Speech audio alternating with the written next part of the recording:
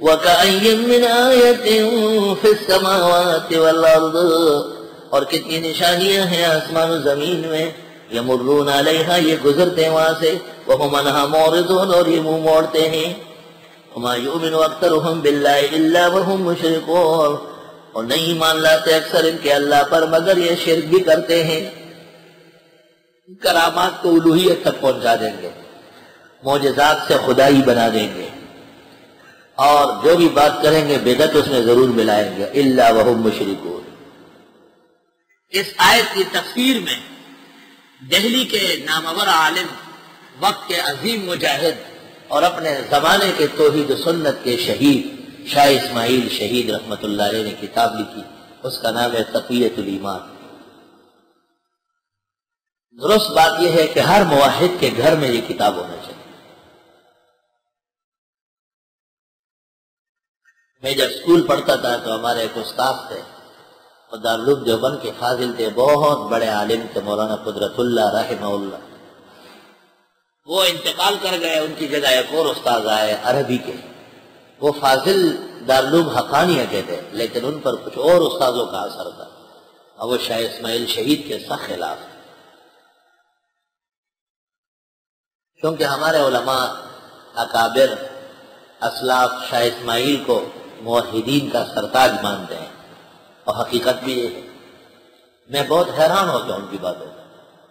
Class کے اندر ان کی اور میری کچھ انبن سی ہو گئی۔ اگلے دن جب میں اسکول گیا یا ایک دو دن بعد، تو میں نے دیکھا کہ حضرت کے میز پر تقویۃ الایمان کا سٹاک لگا ہوا ہے، ڈھیر لگا ہوا ہے۔ میں جب کلاس میں لڑکوں کے ساتھ داخل ہوا، سلام کیا، تو استاد نے مجھے دیکھا اور بڑی آنکھوں میں آنسو بھر لائے، کہا آج آپ کی سچائی کا دن ہے۔ میں نے کہا کیسے؟ کہا اس دن میں نے شاہ اسماعیل اور ان کی کتاب کے خلاف کچھ باتیں کہی، رات کو میں نے خواب دیکھا کہ قیامت قائم ہو چکی ہے اور سب زمین و آسمان ٹوٹ گئے، اور ہر شخص اپنے پسینوں میں ڈوبا ہوا ہے، پوری دنیا پانی پانی ہے، میں بھی پانی میں ڈوبا ہوا ہوں، اور لوگ بھی سب ڈوبے ہوئے۔ درمیان میں ایک خشکی کی جگہ ہے، چٹان ہے، لوگ وہاں تک جانے کی کوشش کرتے ہیں تو بچ جاتے ہیں۔ بڑی مشکلات سے میں وہاں پہنچا، لیکن جب میں نے وہاں دیکھا تو وہاں ایک درخت ہے اس چٹان کے اوپر، اور اس درخت پر لکھا ہوا ہے تقویۃ الایمان لمولانا اسماعیل الشہید۔ کہا خواب میں نے کہا میری توبہ ہے، میری توبہ ہے، میں آئندہ حضرت کی شان میں نازیبا کلمات نہیں کہوں گا۔ تو میں نے اللہ سے عہد کیا کہ میں خود پشاور گیا اور تقویۃ الایمان خرید کے لایا، اور آج آپ کے ہاتھ سے بانٹنا ہے۔ مجھے کہا مجھے یہ شرف حاصل ہے۔ جب میں نے سب کو دیے ایک ایک نسخہ، تو فرمایا کہ مجھے بھی تم ایک نسخہ اٹھا کے دے دو۔ میں نے نسخہ حضرت دونوں ہاتھوں سے حضرت کے ہاں رکھا، جولی میں ان کے، حضرت نے بڑی محبت سے لیا۔ پھر مجھے کہا کتنے بچ گئے؟ میں نے کہا دو کا دونوں آپ۔ تقویۃ الایمان قدیم اردو میں لکھی گئی ہے، بعض جگہ لب و لہجہ سخت معلوم ہوتا ہے۔ کتاب ہدایت کی ہے، توحید و سنت کا ترجمان ہے۔ امام الاثر مولانا انور شاہ رحمت اللہ علیہ فیض الباری جلد اول صفحہ 171 پر لکھتے ہیں، اما تقویۃ الایمان لمولانا الشہید ففیہ شدۃ فقل نفعہ۔ زبان سخت ہے۔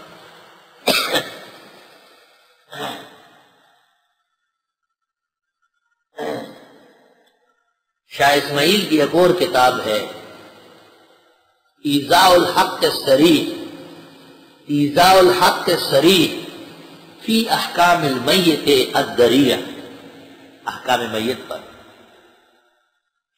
وما یؤمن اکثرهم باللہ، اور نہیں مان لایا اکثر نے ان میں اللہ پر، الا وهم مشرکون، مگر یہ شرک بھی کرتے ہیں، یعنی ہے مومن لیکن ٹیڑے ہیں، ہے مومن مگر شرک بھی کرتے ہیں۔ آیت سے استدلال کیا گیا ہے کہ ایمان کے ساتھ شرک جمع ہو سکتا ہے، اور شرک عمل کے درجے میں اور فعل کے درجے میں ہو سکتا ہے۔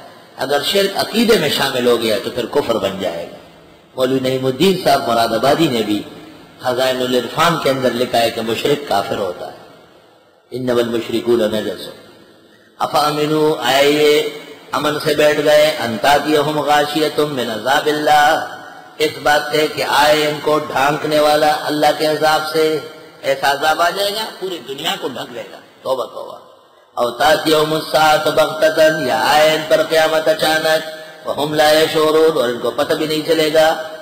قل ھذی سبیلی، آپ فرمائیں یہ میرا راستہ ہے، ادعو الی اللہ علی بصیرۃ، بلاتا ہوں اللہ کی طرف سوچ سمجھ کر، انا میں، ومن اتبعنی، اور جو میرے اتباع کر رہے ہیں۔ ہم اللہ کے دین کی طرف لوگوں کو دعوت دیتے ہیں۔ اللہ کا دین بصیرت کا دین ہے، اللہ کی کتاب بصیرت کی کتاب ہے، اللہ کے نبی کی سنت بصیرت آموز ہے، کوئی دھاندلی نہیں، کوئی تاریکی نہیں۔ وسبحان اللہ، اور اللہ کے لیے پاکی ہے، وما انا من المشرکین، اور میں نہیں ہوں مشرکین میں سے۔ وما ارسلنا من قبلک الا رجالا نوحی الیہم، ہم نے نہیں بھیجا آپ سے پہلے مگر مرتے کہ ہم وہی کر رہے تھے ان کو، سارے انبیاء علیہ السلام مرد ہی مرد تھے، کوئی عورت نبی نہیں بنی۔ من اہل القری، بستی والوں میں سے، افلم یسیروا فی الارض، آئے چلتے نہیں زمین میں، فینظروا، پس دیکھا ہے، کیف کان عاقبۃ الذین من قبلہم، کیسے رہا انجام ان لوگوں کا جو ان سے پہلے تھے۔ وَلَدَارُ الْآخِرَةِ خَيْرٌ لِّلَّذِينَ اتَّقَوْا، یقیناً گھر آخرت کا بدر جہاں بہتر ہے ان لوگوں کے لیے جو اللہ سے ڈرتے ہیں۔ افلا تعقلون، آیا تم عقل سے کام نہیں لیتے۔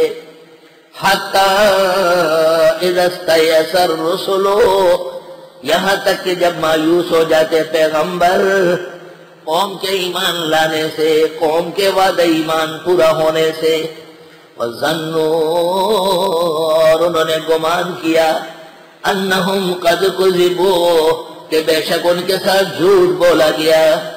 ہر دفعہ قوم نے ایمان کا کہا، ایمان نہیں لائے، جھوٹ بولا۔